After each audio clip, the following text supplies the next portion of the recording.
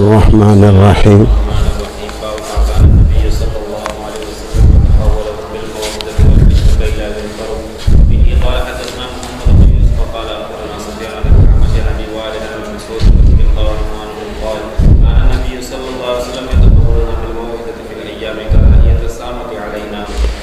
صدق رسول اللہ صلی اللہ علیہ وسلم. مولانا باب ما كان النبي صلى الله عليه وسلم يتخولهم بالموعظة والعلم كي لا ينفروا. نبی اکرم صلی اللہ علیہ وسلم. مولانا یہ باب اس بیان میں ہے کہ نبی اکرم صلی اللہ علیہ وسلم واعظ و تعلیم میں صحابہ کرام کے اوقات اور وقت کا رعایت کرتے تھے، خیال داری کرتے تھے. یتخولوا کیا مولانا؟ باب پڑھو، ترجمۃ الباب پڑھو. ما کان النبی یتخولهم خیال داری کرتے تھے، رعایت کرتے تھے. یتخولهم بمعنی مولانا یرعاہم، سمجھ رہے ہیں مولانا؟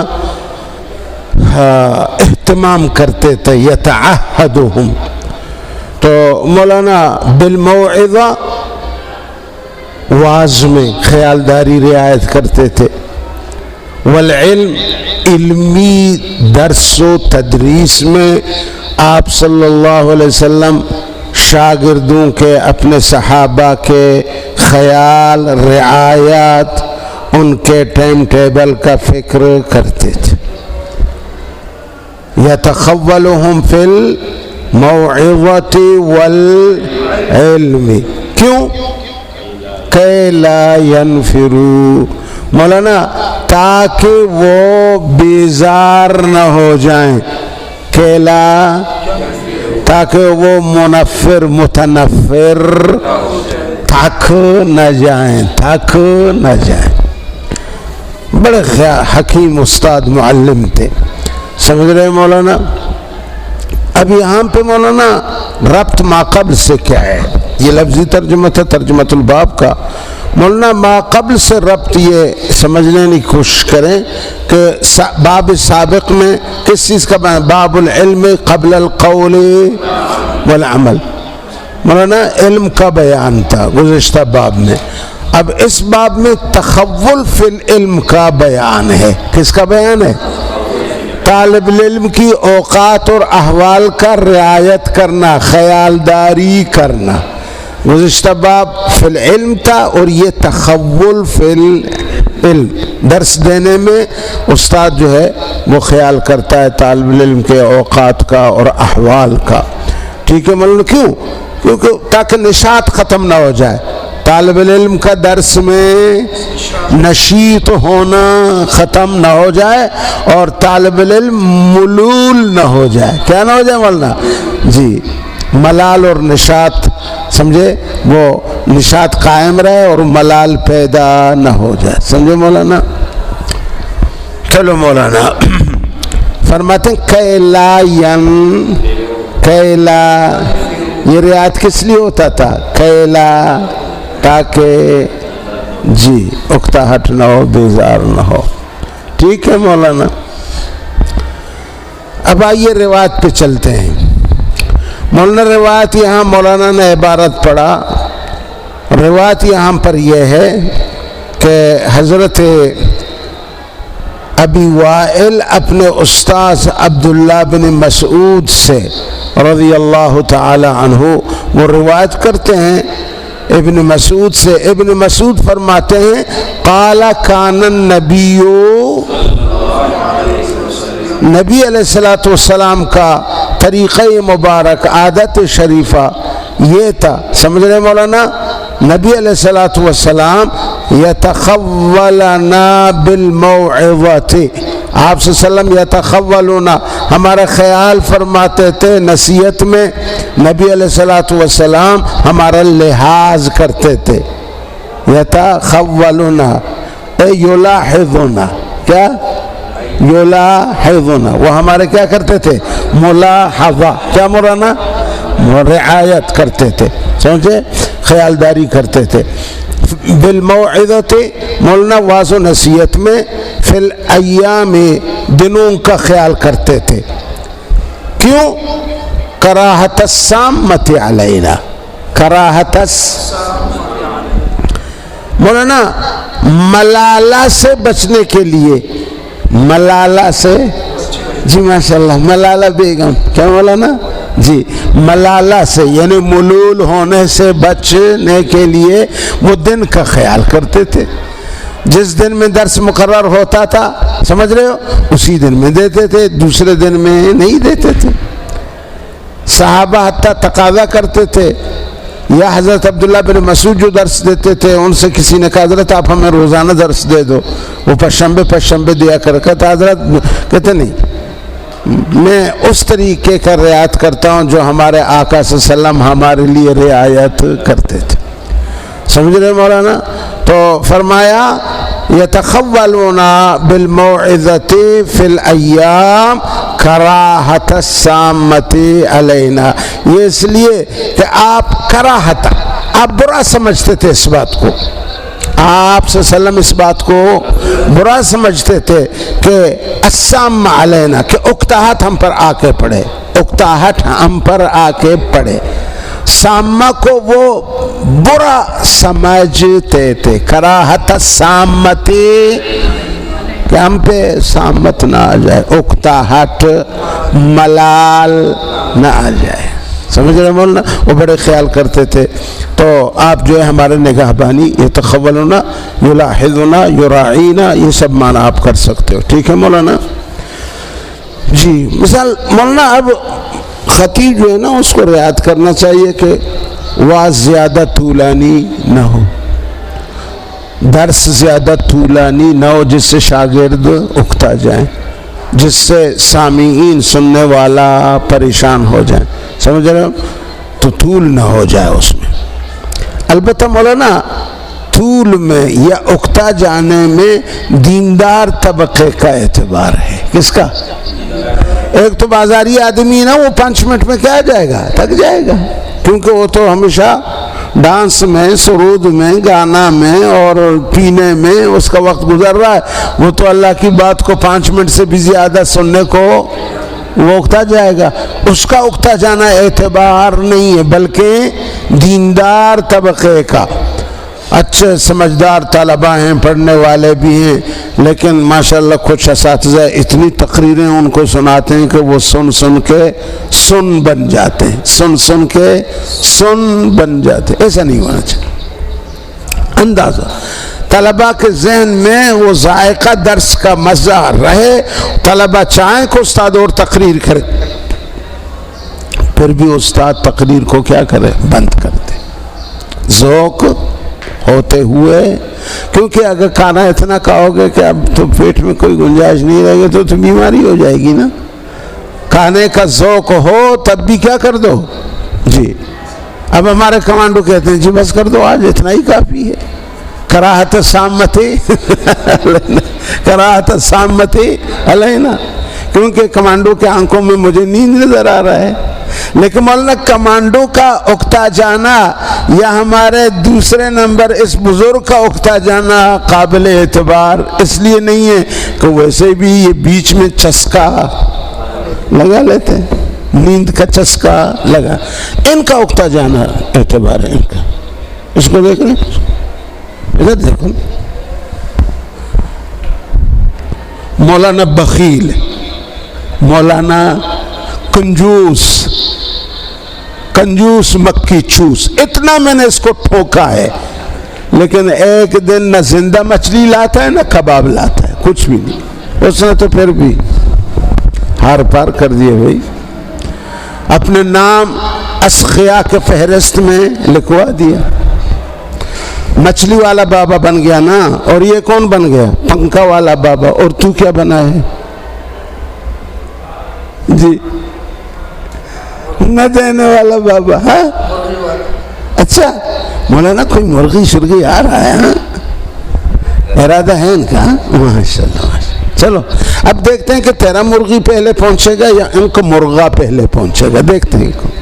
چلو کوئی مرغی تو کوئی مرغا والا بابا۔ مولانا کراہیت سامت، یہ ان مضبوط شاگردوں کا اکتا جانا قابل قبول ہے جن کو دلچسپی پڑھنے میں بھی ہے اور وہ بڑے حریص ہیں درس میں۔ اگر وہ بھی تھک جائیں گے نا تو پھر مزہ درس کا نہیں ہوگا۔ وہ کہنا کمانڈو تو ویسے ہی بھی اپنا وہ کر لیتا ہے، یار اس کا مچھلی کیا کریں، بس میں جب ان کو ڈانٹنا چاہوں گا وہ مچھلی منہ کھولا ہوا میرے سامنے آ جائے گا، پھر میں اپنے بات نگل جاؤں گا، کیا کروں، مجبوری ہے بھائی۔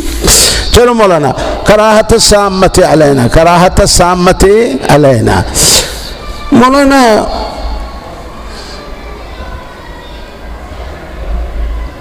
یہاں ایک زبردست تعلیم نبی علیہ السلام نے ہمیں یہ دے دیا کہ ہم ہمیشہ درس میں، واعظ و تبلیغ میں ملاطفت سے کام لے لیں۔ کس سے؟ سخت اور شدت سے کام نہ لیں، سختی اور تشدد سے کام، ملاطفت۔ بھئی طلبہ کے ساتھ کبھی مذاق کیا کرو، کبھی اس کو ہنساؤ، کبھی اس کو خوش کرو، کبھی کبھی کراری نوٹ رائج الوقت بھی اس کے جیب میں ڈال دو۔ جی ماشاءاللہ، یہاں ان کے گیس نئے ہو گئے، ڈال دیا کرو۔ جی استمرار کے معنی میں ہمیشہ، یعنی یہ سلسلہ جاری رہو، یہ نہیں کہ ڈال دو، کہا ڈال دیا کرو۔ جی چلو مولانا، تو مولانا آپ یہ ہمیں تعلیم قرآن سے ملا اور ہمارے نبی صلی اللہ علیہ وسلم کی میراث سے ہمیں ملا کہ ہم جو ہے امر بالمعروف اور نہی عن المنکر دونوں میں ملاطفت اختیار کریں۔ کیا اختیار کریں؟ لطف اور نرمی سے کام لیں۔ جیسا کہ مولانا آپ نے قرآن مجید میں دیکھا کہ اللہ تعالیٰ نے حضرت موسیٰ کو فرعون لعین کے دربار میں بھیج دیا، کہا کہ اس کو اور حضرت ہارون علیہ السلام کو نصیحت فرمائی۔ اللہ تعالیٰ نے کہا فَقُولَا لَهُ قَوْلًا لَيِّنًا، کیونکہ جاتا ہی آپ کہو گے تو بڑا حرامی ہے، تو خنزیر کا بچہ ہے، تو فلان ہے، تو فلان ہے، وہ تو فرعون ہے نا، فرعون تو اس میں کیا ہو جائے گا، اور زیادہ نفرت کرے گا، وہ کراہیت سامو اس میں پیدا ہوگا۔ وہ تو تم کون ہوتے ہو بولنے والے مولوی آ کے مجھے ڈانٹتے ہو؟ نہیں، بڑے ترتیب سے جاؤ، آرام آرام سے۔ مولانا جو بارش نرم نرم مولانا وہ آتی ہے زمین پہ تو وہ زمین کی گہرائیوں تک پہنچ جاتی، لیکن جو ایک منٹ میں تو زمین بھر جاتا ہے لیکن بعد میں کوئی اس کا اثر نہیں ہے۔ فَقُولَ لَهُ قَوْلًا لَيِّنًا، سمجھ رہے کیوں؟ لَعَلَّهُ يَتَذَكَّرْ أَوْ يَخْشَى۔ لَيِّنًا میں یہ فائدہ ہوگا کہ وہ آپ کے بات بھی سنے گا اور نرم بھی ہوگا اور اس میں ذرا غور کرنے کا یعنی استعداد بھی پیدا ہو جائے گا۔ ہاں مولانا حتیٰ کہ بدعات اور رسومات کے اصلاح میں بھی ہمارے مولوی جب جاتے ہیں بڑے سخت ہوتے ہیں۔ نہیں، بدعات اور رسومات کے اصلاح میں جب جاؤ گے وہاں بھی نرمی سے بات کرو۔ لوگوں یہ جو تم طریقہ بنائے ہوئے ہیں مردوں کے بارے میں، فلان شادیوں کے بارے، یہ سب شریعت کے خلاف ہے، یہ طریقہ ہے آقا صلی اللہ علیہ وسلم نے اس طرح کیا۔ تو مولانا ملاطفت کو، اور قرآن نے بھی کہا نا ادعو الی سبیل ربک بالحکمت والموعظۃ الحسنہ، سمجھ رہے مولانا؟ وجادلہم باللتی ہی احسن، احسن مجادلہ اختیار کرو، مجادلہ بطریقہ احسن اختیار کرو، تشدد نہ کرو، اس میں نفرت ہوگا اور دوری ہو جائے گی۔ کہتے ہیں کہ ایک دیہاتی تھا، مولانا گنگوہی رحمہ اللہ کی خدمت میں آ جایا کرتا تھا، کہا حضرت میں بیعت ہونا چاہتا ہوں۔ آپ نے 3 چیزوں سے بیعت لی اس سے، زنا نہ کرو، چوری نہ کرو، جھوٹ نہ بولو۔ کتنے چیزوں کا بیعت لیا آپ نے؟ لا تزنی ولا تسرق ولا تکذب، یہ کام نہ کرو۔ اس نے کیا کہا جائے گا؟ حضرت یہ 3 تو میں کرتا ہی نہیں ہوں، بالکل میں نے نہیں کی۔ جس چیز کو میں کرتا ہوں آپ تو اس کا بیعت مجھ سے نہیں لے رہے ہیں۔ کہا کیا کرتے ہو؟ کہا میں نشا کرتا ہوں۔ کیا کرتا ہوں؟ نشا۔ نشئی آدمی. کیا پیتے ہو؟ افیون پیتا ہوں. کتنا پیتے ہو؟ حضرت بہت زیادہ پیتا ہوں. کہا ٹھیک ہے پھر ان کو آدھا پی لو, کم کر دو, ان کو کم کر دو. اس نے بیعت لی, چلا گیا گھر. اب جی نے چاہا کہ وہ آدھا جو حضرت نے کہا تھا کہ یہ لے لو باقی آدھا چھوڑ دو. پھر خیال آ گیا یار اگر یہ اچھی چیز ہوتی حلال تو حضرت کیوں اس کو آدھا کر رہے ہیں؟ اس کا مطلب یہ ہوگا کہ حرام ہے اور جائز نہیں ہے. اس نے وہ آدھا بھی چھوڑ دیا, وہ آدھا بھی چھوڑ دیا. نہیں مولانا, افیون پینے والے لوگ جب افیون پینا بند کر دیتے نا تو ان کو اسہال ہو جاتی. کیا ہو جاتی ہے؟ شدید قسم کا ان کا پیٹ بہہ جاتا ہے, ناک سے پانی آتا ہے اور آنکھوں سے آنسو, بڑا برا حال ہوتا ہے, سکرات تک پہنچ جاتے ہیں. اتنا سو یہ بھی اسی حال میں مبتلا ہو گیا, مرنے کے قریب. حکیموں نے کہا یار ایک ٹکڑا سا, ایک تولا لے لو, کھا لو, تھوڑا سا آرام ہو جائے گا, پھر چھوڑ دو. اس نے کہا مر جاؤں گا لیکن جس چیز کا حضرت نے مجھے کہا کہ نہ پیو میں پیوں گا نہیں. اللہ نے ان کو شفا دی. جو پیسے یہ افیون کے لیے ہم ہر وقت خرچ کرتا تھا وہ پیسہ اس مرتبہ اس نے بچایا. کافی زمانے کے بعد پھر حضرت کے خدمت میں آیا. 2 روپیہ مولانا ہدیہ مولانا گنگوئی کو پیش کیا. تو 2 روپیہ اس زمانے میں تو مولانا 2 لاکھ سے بھی زیادہ تھا. 2 روپیہ 2 لاکھ سے بھی زیادہ تھا. لیکن لاغر ہو گیا تھا یہ مرید افیون چھوڑنے کے بعد. اور جب یہ حضرت کے خدمت ہوئے, حضرت بھی آنکھوں سے معذور ہو گئے تھے. مولانا گنگوئی رحمۃ اللہ علیہ, حضرت نے پہچانا نہیں تو مرید نے مذاقاً کہا حضرت اس دنیا میں جب نہیں پہچانتے مجھے تو پولیس سرات پہ کس طرح مجھے پہچان لو گے؟ اس نے کہا میری آنکھیں کمزور ہو گئی ہیں ابھی, سمجھ رہے ہو نا. تو کہا یہ 2 روپیہ, کہا حضرت یہ وہی افیون کے پیسے جو میں ہمیشہ لے کے پیا کرتا تھا اس مرتبہ میں نے چھوڑ دیا, یہ پیسہ بچاتا رہا. میں نے کہا آپ کی خدمت میں صدقہ کے طور پہ دے دوں گا, اللہ قبول فرمائے. تو مولانا دیکھیے مولانا گنگوئی رحمۃ اللہ علیہ نے جوتا لے کے اس کو مارنا شروع نہیں کیا جب اس نے کہا کہ جو چیز میں گناہ کرتا ہوں اس کا تو تم نے مجھ سے بیعت نہیں لی, یعنی افیون پیتا ہوں. اگر کمانڈو ہوتا پتہ نہیں کیا کراٹا کرتا اس کو, لیکن حضرت نے کہا نہیں چلو آدھا لے لو. حضرت کی نرمی سے یہ فائدہ ہوا کہ اللہ تعالیٰ نے یہ نشہ اس کے سر سے دور کر دیا. وقولا لہو. اب مولانا یہاں پہ عام طور پہ یہ اہل بدعت حضرت گنگوئی پر یا دیوبندیوں پر اعتراض کرتے تھے. دیکھو جی ایک حرام شے کو آدھا کرنے کا فتویٰ کس نے دیا؟ گنگوئی نے دیا. وہ کون ہوتا ہے کہ اس طرح فتویٰ دے دے؟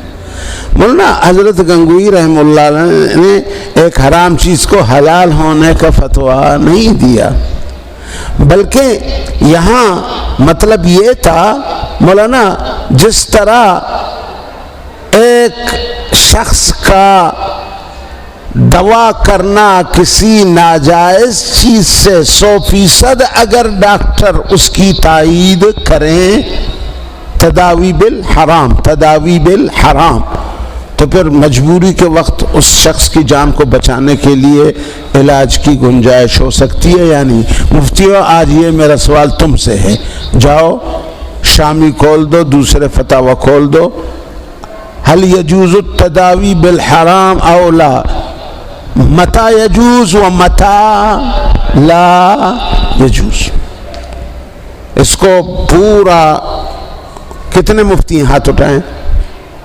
کمانڈو 1 2 3 4 4 سے میں کل یہ فتویٰ لے لوں گا بشمولیت مولانا اسامہ. ٹھیک ہے, ہاں.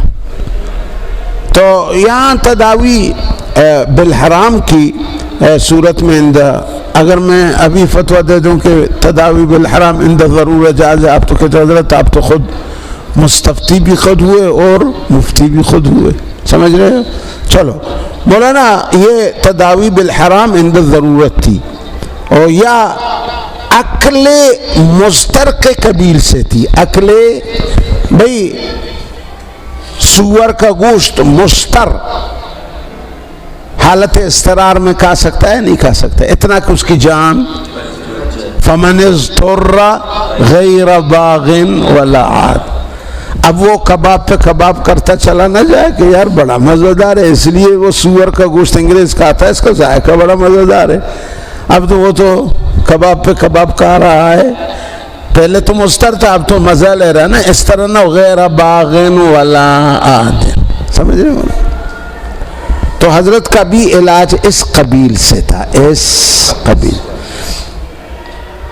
حرام کے حلال ہونے کے قبیل سے نہیں. یہ جواب ہے.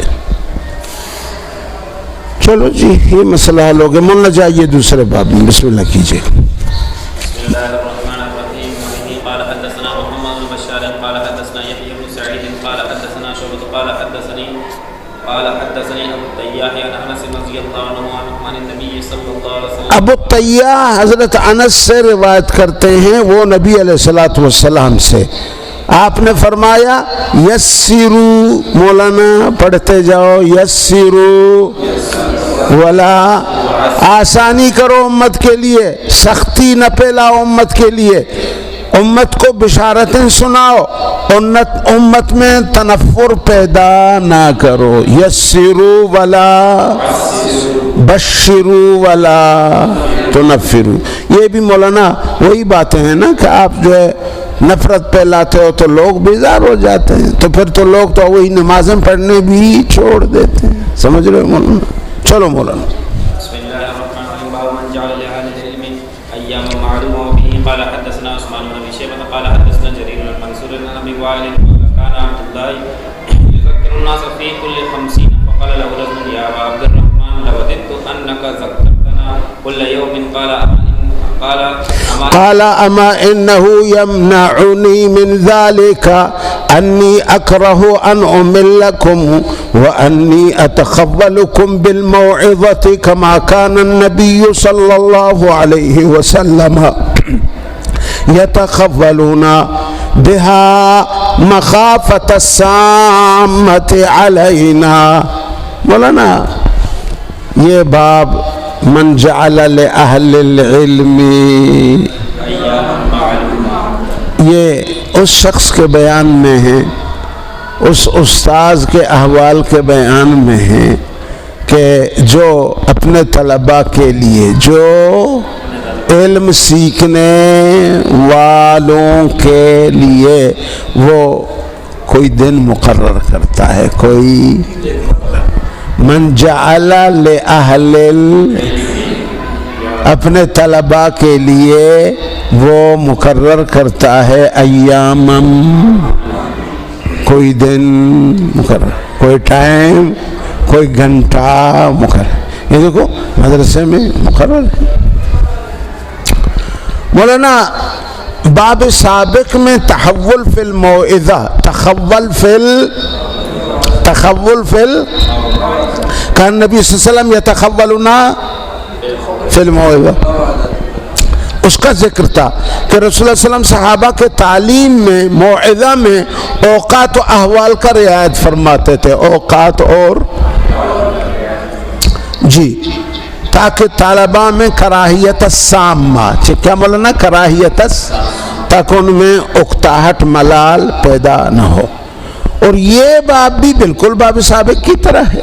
یہ باب بھی، بلکہ آپ یہ کہہ سکتے ہو کہ یہ باب سابقہ کا تکملہ ہے، یا شارحہ ہے، یا تفسیر ہے. شارحہ ہے، تکملہ ہے، تفسیریہ ہے. سمجھ؟ یہ بھی مثل باب سابق. یہاں بھی تو استاد اپنے طلبہ کے لیے گھنٹہ وقت مقرر، دن مقرر کر، ایامن، جی ایامن معلوم. ٹھیک ہے، تو ربط ہوا یا نہیں ہوا؟ ربط ہوا. یہ باب سابق کے لیے کیا ہے؟ تک ملا. ٹھیک، یہ تو آپ کے سمجھ میں آ گیا ہوگا. اب مقصد اس باب کا، مولانا اس باب کا بھی مقصد وہی ہے جو اس باب کا تھا کہ ملال پیدا نہ ہو جائے، ملالہ بیگم نہ بنے. کیا نہ بنے؟ ملالہ بیگم نہ بنے. طلبہ ملالہ بی بی نہ بن جائیں. جی، اس لیے تعین میں اوقات مقرر کرتے ہیں تاکہ کوئی حرج نہ ہو. سمجھ رہے مولانا؟ اگر ایام مقرر نہ کیا جائے، ٹائم مقرر نہ کیا جائے، تو پھر مولانا وہاں متعلم اور معلم کے اوقات میں گڑبڑ آ جاتا ہے. کبھی دیکھو طلبہ موجود ہیں لیکن معلم موجود، کبھی دیکھو معلم تو آ گیا ہے لیکن متعلمین موجود نہیں، کیونکہ ٹائم مقرر نہیں. اس طرح نہیں ہونا چاہیے، ٹائم مقرر ہو. ٹھیک ہے نا؟ استاد غائب ہوں، شاگرد حاضر ہوں، شاگرد حاضر ہوں تو استاد نظام کیا ہو جائے گا؟ گاڑو بڑھ. اس لیے اکتاہٹ نہ آ جائے. ٹھیک ہے مولانا؟ اب مولانا یہ تعیین اوقات یہ نظم ہے. یہ کیا ہے مولانا؟ انتظام. یہ کیا ہے مولانا؟ انتظام ہے. یہ بدعت نہیں ہے. لوگ کہتے ہیں کہ تم کہتے ہو من احدث فی امرنا ھذا فہو رد، تو یہ گھنٹہ مقرر کرنا اور یہ نظام، یہ تو بھی سب بدعت ہے. نبی علیہ السلام کے دور میں یہ چیزیں نہیں تھیں. سمجھ رہے ہیں مولانا؟ لوگ اس طرح الٹے سیدھے اعتراض کرتے ہیں. مولانا بدعت وہ ہے کہ اس کی تعیین میں ثواب سمجھ کر اس کو متعین کیا جائے گا. من احدث فی امرنا ھذا ما لیس منہ، نیت ثواب کے خاطر کسی چیز کو متعین کرنا جو وہ متعین نہیں ہے، وہ کیا ہے؟ فہوا رد. فہوا وہ کیا ہے؟ مردود. وہ کیا ہے مولانا؟ مردود. سمجھ رہے؟ یہ بدعت کی تعریف ہے. یعنی وہ تعیین موجب سبب بدعت ہے جو موجب ثواب سمجھا جائے. موجب، ہم جو ہے یہاں طلبہ کو عشاء کے بعد ہم طلبہ کو کہتے ہیں کہ تم سورہ یاسین کی کیا کرو؟ کیا کرو؟ تو ایک مرتبہ ایک بہت بڑے حضرات نے اعتراض کیا ہم پہ، بڑے مفتی بھی تھے اور شیخ الحدیث بھی تھے. ہاں بھئی تو آپ تو لوگ تو بدعت کر رہے ہیں، ہر رات کو سورہ یاسین پڑھاتے ہو. ہم نے کہا حضرت ہم اس لیے سورہ یاسین نہیں پڑھاتے ہیں کہ سورہ یاسین کا پڑھنا زیادہ اس ٹائم پہ ثواب ہے، اس لیے نہیں، بلکہ ہم ایک نظم کو زندہ کرنے کے لیے ایک نظام کی تعیین، بغیر اس سے کہ اس وقت جو ہے یہ یاسین پڑھا جائے ثواب زیادہ، یہ مقصد ہرگز نہیں. اس نے ہاں اب سمجھ آ گیا. پھر وہ مفتی صاحب خانہ ہو گیا، لیکن اعتراض کیا مجھ پر، کہا یہ نظام آپ کا یہ بدعت ہے. من احدث، یہ حدیث بھی پڑھی، من احدث فی امرنا ھذا ما لیس منہ فہو رد. فہو رد. تو ہم نے کہا حضرت وہ احداث بدعت ہے جو اس کو موجب ثواب سمجھا جائے. اگر ایک انتظام کو برقرار رکھیں پھر تو بخاری کے لیے گھنٹہ مقرر کرنا بھی کیا ہو جائے گا؟ بدعت ہو جائے گا. 12 بجے کھانا کھانے کے لیے ٹائم مقرر کرنا بھی کیا ہو جائے گا؟ بدعت ہو جائے گا. ایسا نہیں. دیکھو نبی علیہ الصلوۃ والسلام نے صحابہ سے کہا جمعہ والی دن کو روزہ کے لیے خاص نہ کرو.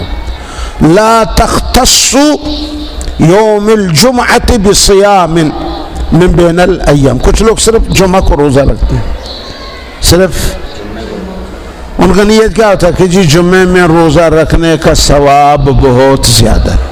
تو اگر جمعے کو اس لیے مقرر کر رہا ہے اور روزہ رکھ رہا ہے کہ وہ کہتا ہے ثواب زیادہ ہے، تو یہ کیا ہے؟ بدعت. لیکن اگر ایک شخص کا معمول ہے ہمیشہ وہ جمعے کو بغیر اس نیت سے وہ ہمیشہ روزہ، تو اگر وہ ہمیشہ روزہ رکھے گا تو وہ بدعت نہیں ہوگا، نظام اس کا. تو فرمایا لا تختصوا یوم الجمعۃ بصیام من بین الایام الا ان یکون فی صوم یصوم احدکم. فی صوم یصوم احدکم، وہ تو اور بات، مسلم شریف کی روایت.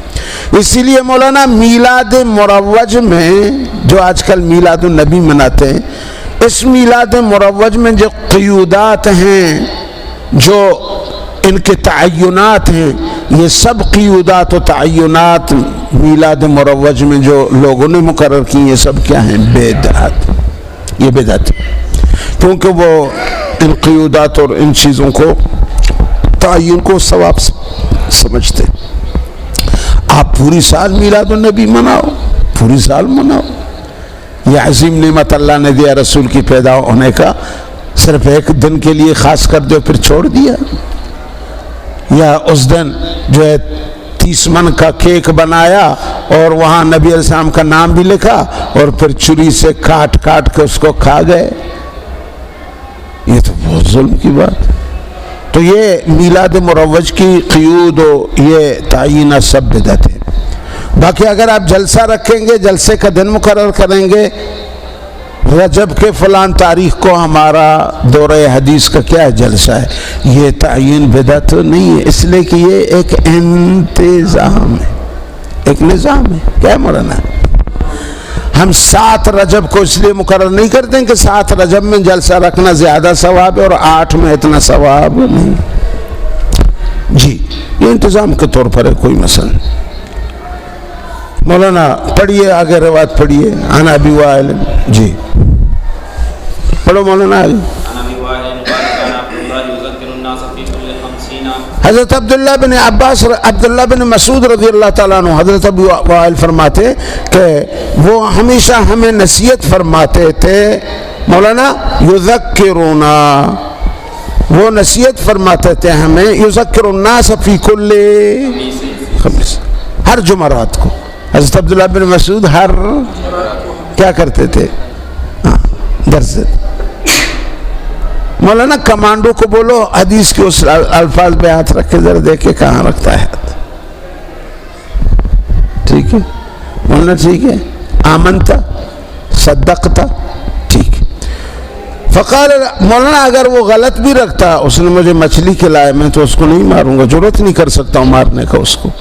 قال لہو رجل یا ابا عبد الرحمن، یا اب پتہ نہیں اس مچھلی کا کوئی دوسرا بھائی مائی دریا میں ہے یا نہیں، وہ تو نہیں معلوم ہمیں. لوددت انک ذکرتنا کل، حضرت ہمیں بڑا خوش آ جاتا ہے اگر آپ ہمیں بجائے ایک جمعرات کے آپ پورے ہفتے کے ہر دن میں ہمیں کیا کریں، مچھلی کھلائیں. ہمیں کیا کھلائیں؟ جی یعنی ہمیں نصیحت کریں. لوددت انک ذکرتنا کل یوم. قال اما انه یمنعنی من ذلک، میں بھی چاہتا ہوں آپ کو نصیحت کروں لیکن یہ چیز رکاوٹ بن جاتی ہے. اما کیا مولانا؟ اما انه یمنعنی، مجھے روزانہ نصیحت کرنے سے یہ بات رکاوٹ بن جاتی ہے. من ذالک کیا؟ انی اکرہ ان املکم، میں ناپسند سمجھتا ہوں اس بات کو کہ میں تمہیں ملول کروں، تمہیں کیا بناؤں؟ ملالہ بناؤں. کیا بناؤں؟ ملالہ بناؤں. املکم مولانا، املکم. وانی اتقولکم بالموعظہ، اور میں تمہاری رعایت کرتا ہوں، ملاحظہ کرتا ہوں، خیال کرتا ہوں واعظ و نصیحت کے باب میں. کما کان النبی صلی اللہ علیہ وسلم یتقولنا بہا، آپ صلی اللہ علیہ وسلم جس طرح ہماری خیالداری فرمایا کرتے تھے. مخافت السامۃ علینا، کیوں؟ تاکہ ہم مولانا ملول نہ ہو جائیں، تاکہ ہم آپ صلی اللہ علیہ وسلم جو ہے ہماری خصوصی طور پہ رعایت فرمایا کرتے تھے. ٹھیک ہے مولانا. چلو جی، تو مولانا یہاں پر بھی میں اس طرح نگہداشت کروں گا تمہارا جس طرح نبی علیہ السلام ہماری نگہداشت فرمایا کرتے. ٹھیک مولانا، مطابقت حدیث ما ترجمۃ الباب یہاں بالکل واضح ہے. کیا ہے؟ یذکرنا فی کل خمیس، فی کل خمیس. یہ ہے ایام معلوم، ایام معلوم. چلو جی. قال حدثنا سعيد بن عفير قال حدثنا ابن وهب عن يونس عن ابن شهاب قال قال حميد بن عبد الرحمن سمعت معاوية خطيبا يقول سمعت النبي صلى الله عليه وسلم يقول الله لي خيرا يفقهه في الدين وإنما أنا قاسم والله يؤتي ولن تزال هذه الأمة قائمة على أمر الله لا يضرهم من خالفهم حتى يأتي أمر الله، حتى يأتي أمر الله. صدق رسول الله صلى الله عليه وسلم. مولانا باب من یرد اللہ بھی خیرا یفقہہ فی الدین، یہ باب اس بیان میں ہے کہ اللہ تعالیٰ جس کے ساتھ خیر و بلائی کا ارادہ کرتے ہیں، من یرید اللہ بہ، اللہ پاک جس بندے کے ساتھ خیر و بلائی کا ارادہ فرماتے ہیں، کرتے ہیں، تو اللہ تعالیٰ اس کو دین کا سمجھ بوجھ عطا فرماتے ہیں۔ یفقہہ، اللہ تعالیٰ اپنے اس بندے کو کیا عطا فرماتے ہیں؟ جس بندے کو اللہ خیر کا اس سے ارادہ فرماتے ہیں تو اس کو دین کا فکر سمجھ بوجھ، اس کو عالم بناتے ہیں، اس کو مفکر بناتے ہیں، اس کو کاتب دین کا بناتے ہیں، مبلغ بناتے ہیں۔ یفقہہ، تفقہ فی الدین اس کو عطا فرماتے ہیں، احکام شریعت کا اس کو عالم بناتے ہیں۔ ٹھیک ہے مولانا، یہ ترجمۃ الباب تھا۔ اب مولانا ربط کیا ہے؟ باب سابق میں یہ تھا کہ یذکر الناس فی امور دینہم، یعنی اس شخص کا بیان ہوا جو لوگوں کو دین کے معاملہ کیا کرتا ہے؟ نصیحت کرتا ہے، جس طرح حضرت عبداللہ بن مسعود نے ہر پشنبے کو، سمجھ رہے مولانا؟ گزشتہ باب میں یہ بیان تھا کہ یذکر الناس فی امور دینہم، سمجھ رہے مولانا؟ اور جو دین کا مسائل لوگوں کو واعظ و نصیحت کرتا تھا اور فائدے والی باتیں لوگوں کو بتاتا تھا اور نقصان والی ضرر والی باتوں سے لوگوں کو بچاتا تھا، اس شخص کا بیان تھا گزشتہ بیان میں۔ اب اس باب میں یہ بحث ہے کہ ایسا شخص جو لوگوں کو نصیحت و واعظ کرتا ہے یہ کوئی فقیہ فی الدین ہوگا۔ یہ کون ہوگا؟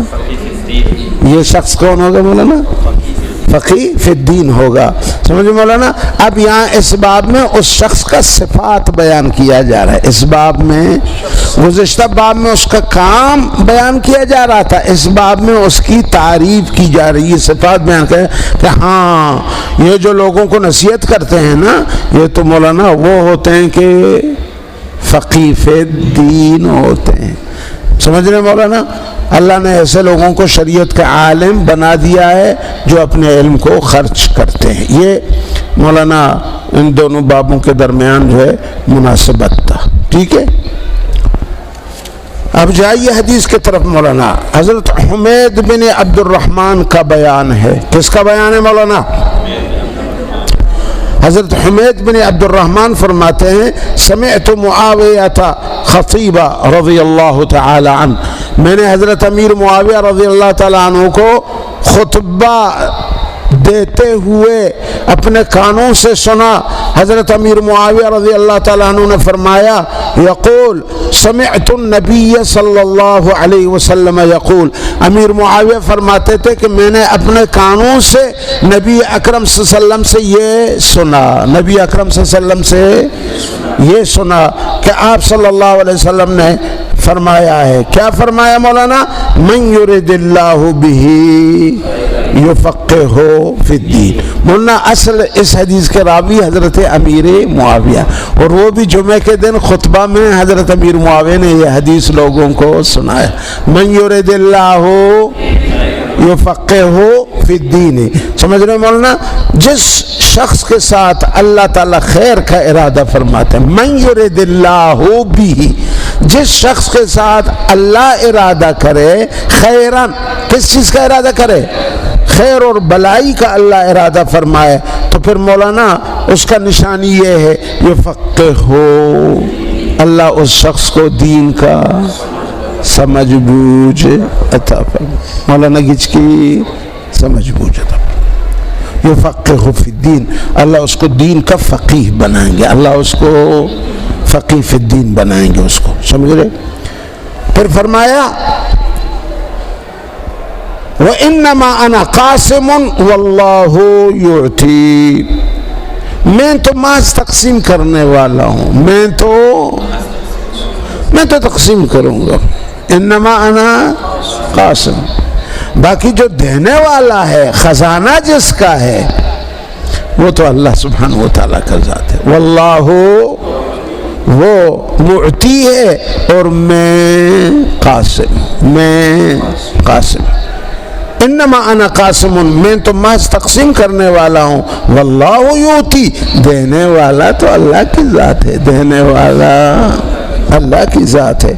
لن تزال هذه الامہ قائمہ علی امر اللہ.